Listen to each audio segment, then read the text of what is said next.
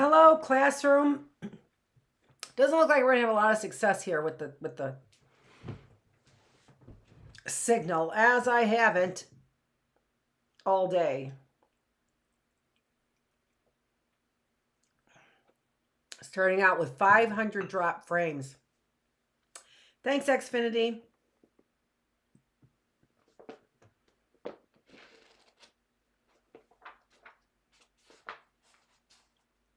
Dirty rats taking our money, giving service like you're on the slow boat.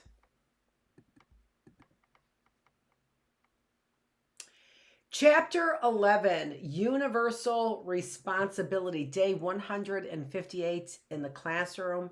Thanks for joining me here, Dr. Annette Feravich, in the reading room. I believe that our every act has a universal dimension. Make sure I'm recording this, yeah.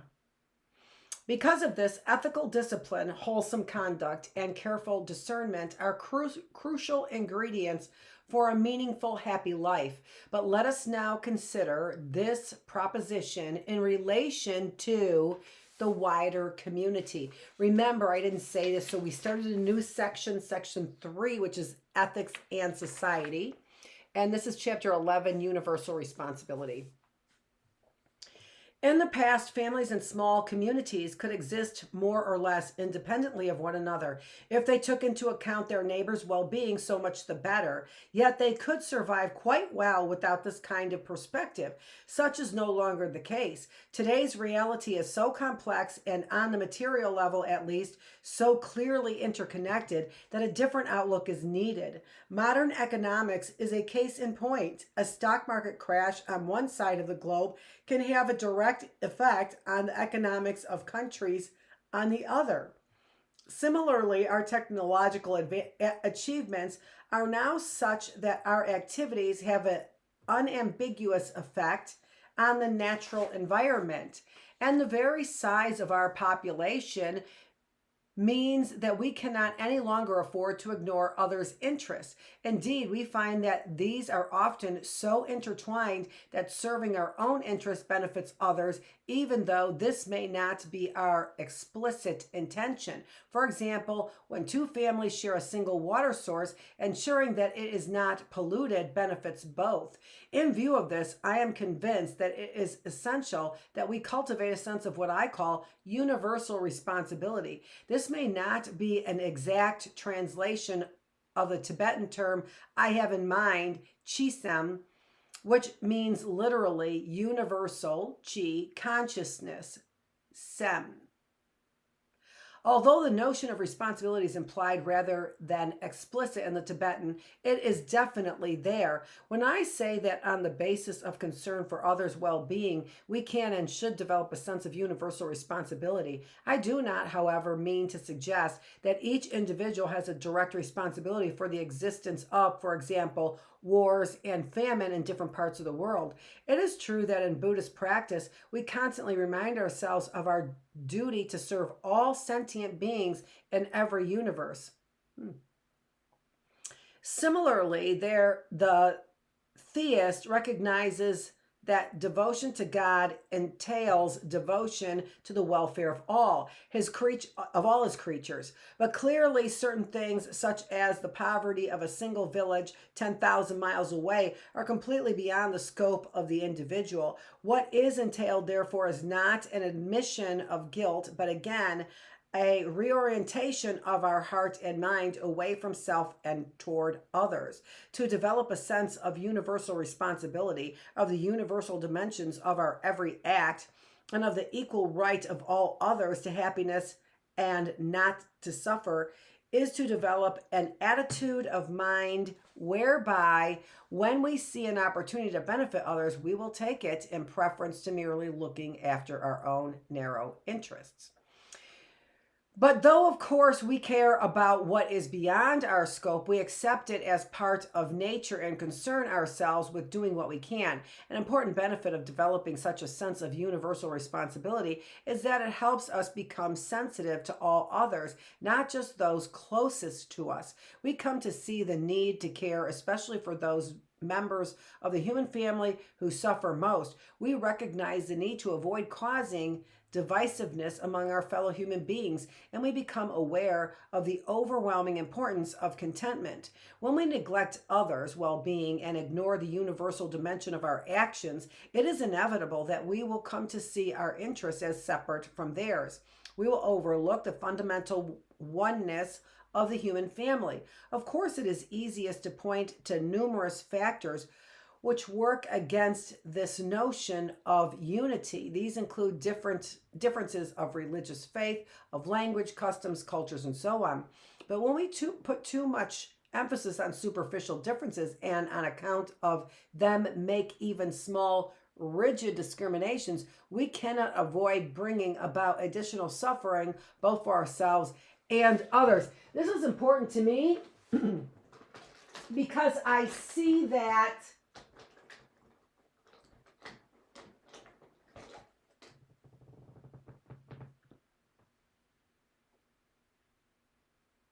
this is what I'm talking about often, is putting emphasis on superficial differences.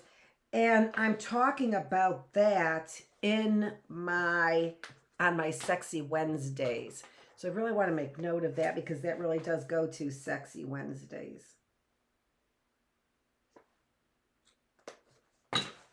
All kinds of notes. Hope I get to them all. This makes no sense. We humans already have enough problems. We all face death, old age, and sickness, not to mention the inevitability of meeting with disappointment.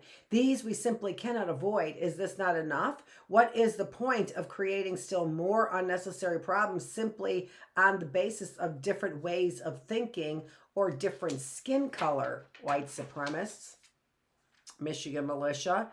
Judging these realities, we see that both ethics and necessity call for the same response. In order to overturn our tendency to ignore others' needs and rights, we must continually remind ourselves of what is obvious, that basically we are all the same. I come from Tibet. Most of the readers of this book will not be Tibetan. If I were to meet each reader individually and look them over, I would see that the majority do indeed have characteristics superficially different from mine. If I were then to concentrate on these differences, I could certainly amplify them and make them into something important. But the result would be that we grew more distant rather than closer. If, on the other hand, I were to look on each as one of my own kind, as a human being like myself, with one nose, two eyes, and so forth, ignoring differences in shape and color, then automatically that sense of distance would fade. I would see that we have the same human flesh, and that moreover, just as I want to be happy and to avoid suffering, so do they. On the basis of this recognition, I would quite naturally feel well disposed toward them, and concern for their well-being would arise almost by itself. Reading this reminds me that I use this. I think I stopped after this chapter because there was so much information here that I wanted to use when I started developing my character building program, which I showed one of my sheets in my DIY Psychologist. We're kind of going through that program in DIY Psychologist.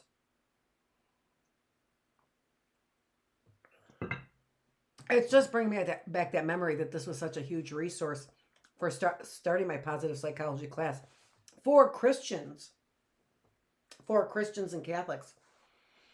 Yes, it seems to me that while most, of course, I didn't know that.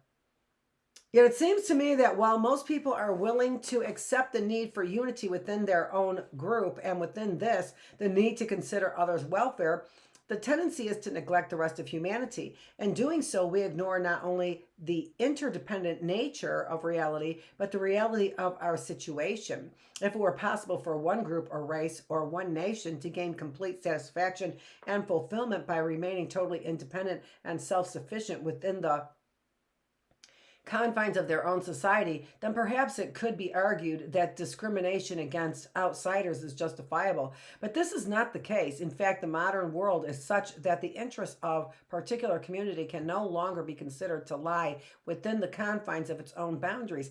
And in fact, if you thought more universally about those, maybe the United States are the only people who still use boundaries and who are the people who are not involved in already seeing all of this. Why is it so difficult? Why is it so difficult? In fact, modern world is such that the interests of a particular community cultivating contentment is therefore crucial to maintaining peaceful coexistence. Discontentment breeds acquisitiveness, which can never be satisfied. It is true that if what the individual seeks is by nature infinite, such as the quality of tolerance, the question of contentment does not arise. The more we enhance our ability to be tolerant, the more tolerant we will become. In respect of spiritual qualities, contentment is neither necessary nor in fact is it desirable. But if what we seek is finite, there is every danger that having acquired it, we will still not be satisfied. In the case of the desire for wealth, even if a person were somehow able to take over the economy of an entire country, there is every chance they would begin to think in terms of acquiring that of other countries too. Desire for what is finite can never really be sated. On the other hand, when we develop contentment, we can never be disappointed or disillusioned. When we develop contentment, we can never be disappointed or disillusioned. Lack of contentment, which really comes down to greed, sows the seed of envy and aggressive competitiveness and leads to a culture of excessive materialism. I mean, come on, United States, seriously? The negative atmosphere that this creates becomes the context for all kinds of social ills, which brings suffering to all members of that community. Yeah, just put a camera out there. If it were the case that greed and envy had no side effects, arguably, this would be a matter for that community alone. But again, such is not the case. In particular, lack of contentment is the source of damage to natural environment and thereby of harm to others. Which others? In particular, the poor and the weak. Within their community, though, the rich may be able to move to avoid, for example, high levels of pollution. The poor have no choice. Similarly, the people of the poorest nations, which do not have the resources to cope, also suffer from their richer nations' excess and from the pollution of their cruder technology. Cruder, yeah. No, just cruder values.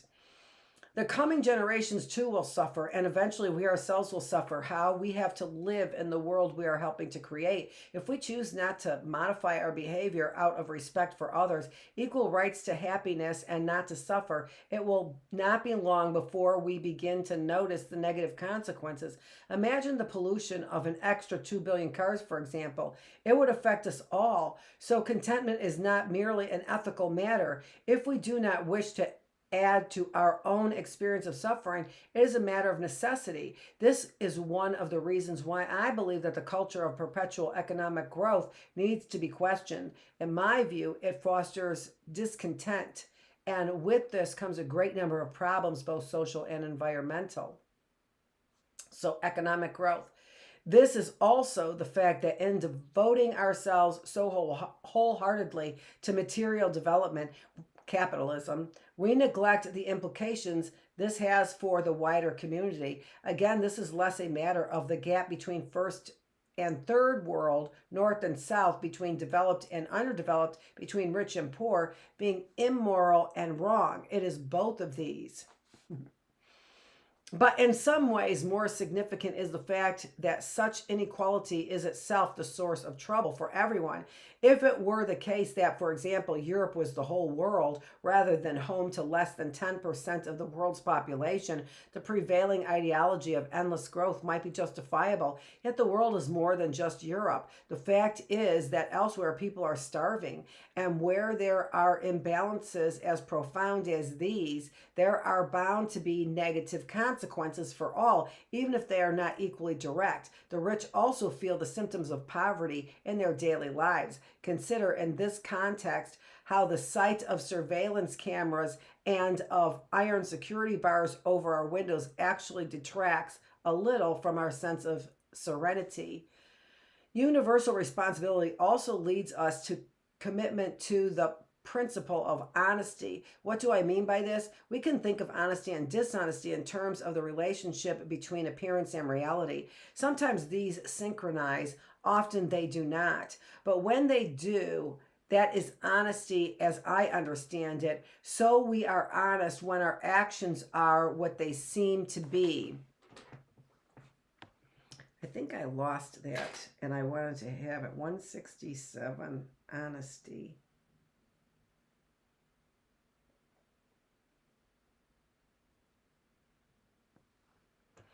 I say that because I remember wanting to do our very first class on honesty, but I couldn't remember this. I couldn't find that.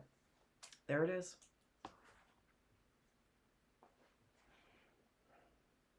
Conversely, when in our interactions with our neighbors, we are open and sincere in everything we say and think and do, people have no need to fear us. This holds true for the individual and for communities. Moreover, when we understand the value of honesty in all our undertakings, we recognize that there is no ultimate difference between the needs of the individual and the needs of whole communities.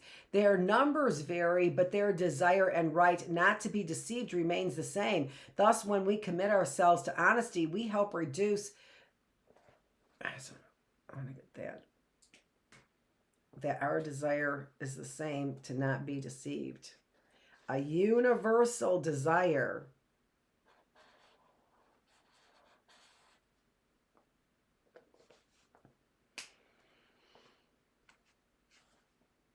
Thus, when we commit ourselves to honesty, we help reduce the level of misunderstanding, doubt, and fear throughout society. So when you commit yourself to criminal behavior and dishonesty, Oakland County Sheriff, what you do is you contribute to misunderstanding, doubt, and fear throughout society. In a small but significant way, we create the conditions for a happy world. The question of justice is also closely connected both with universal responsibility and the question of honesty. Justice entails a requirement to act when we become aware of injustice. Oh, and by the way, Oakland County Sheriff, you're paid to do that. God, you big dummies.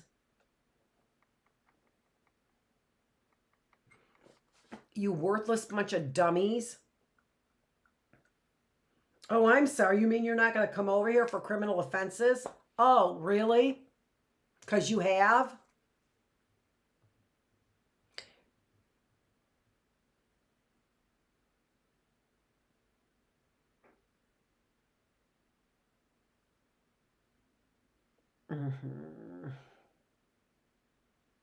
Where did I leave off? Oh my gosh, I'm talking too much. Oh.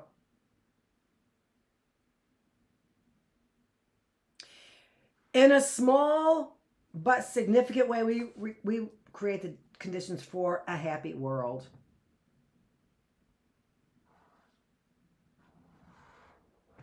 The question of justice is also closely connected. I already read that.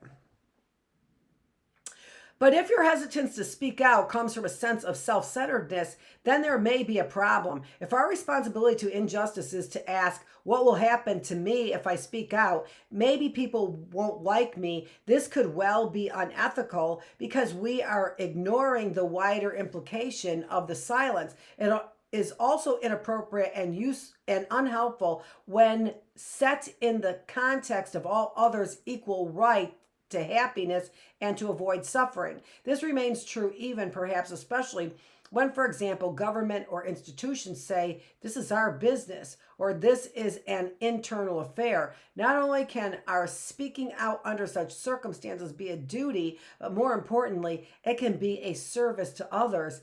It may, of course, be objected that such honesty is not always possible, that we need to be realistic. Our circumstances may prevent us from always acting in accordance with our responsibilities. Our own families may be harmed if, for example, we speak out when we witness injustice. But while we do have to deal with the day-to-day reality of our lives, it is essential to keep a broad perspective.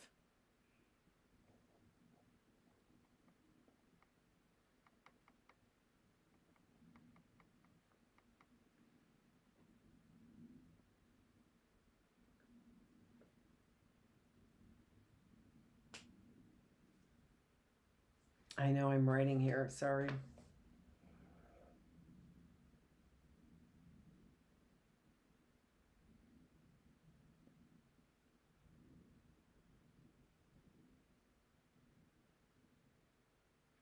We must evaluate our own needs in relation to the needs of others and consider how our actions and inactions are likely to affect them in the longer term. It is hard to criticize those who fear for their loved ones, but occasionally it will be necessary to take risks in order to benefit the wider community. A sense of responsibility toward all others also means that both as individuals and as a society of individuals, we have a duty to care for each member of our society. This is true responsibility of their physical capacity or of their capacity for mental reflection. Just like ourselves, such people have a right to happiness and to avoid suffering. We must therefore avoid at all costs the urge to shut away those who are grievously afflicted as if they were a burden. The same goes for those who are diseased or marginalized.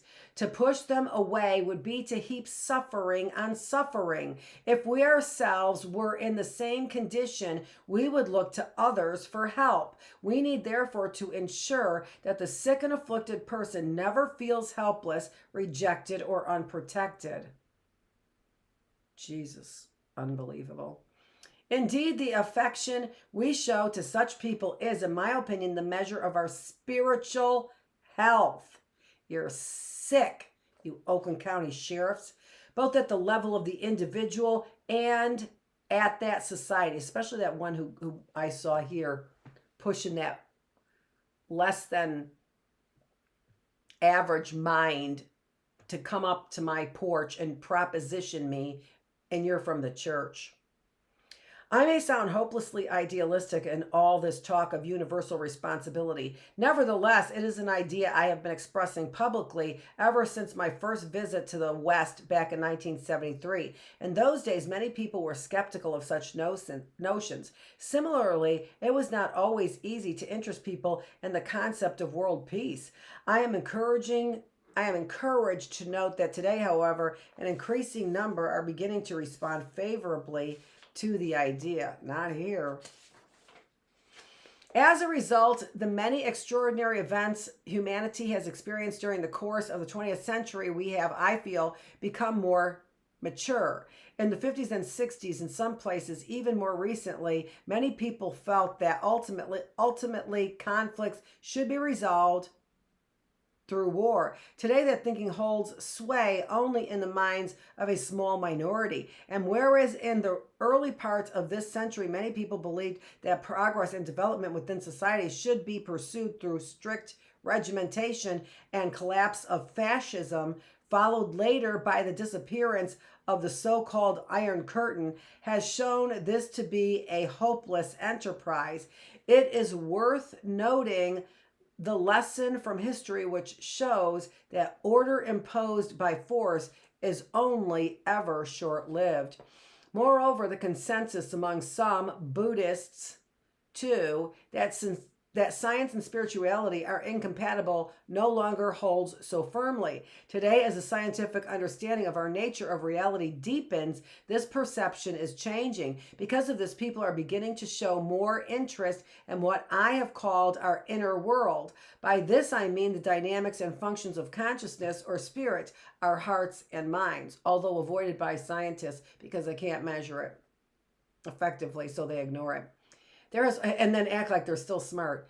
There has also been a worldwide increase in environmental awareness and a growing recognition that neither individuals nor even whole nations can solve all their problems by themselves, that we need one another. To me, these are all very encouraging developments, which are sure to have far-reaching consequences. I am also encouraged by the fact that regardless of its implementation, there is at least clearer acknowledgement of the need to seek nonviolent resolutions of conflict in a spirit of reconciliation. There is also, as we have noted, growing acceptance of the universality of human rights and indeed of the need to accept diversity in areas of common importance, such as, for example, in religious affairs. This, I believe, to reflect a recognition of the need for a wider perspective in response to the diversity of the human family itself. As a result, despite so much suffering continuing to be inflicted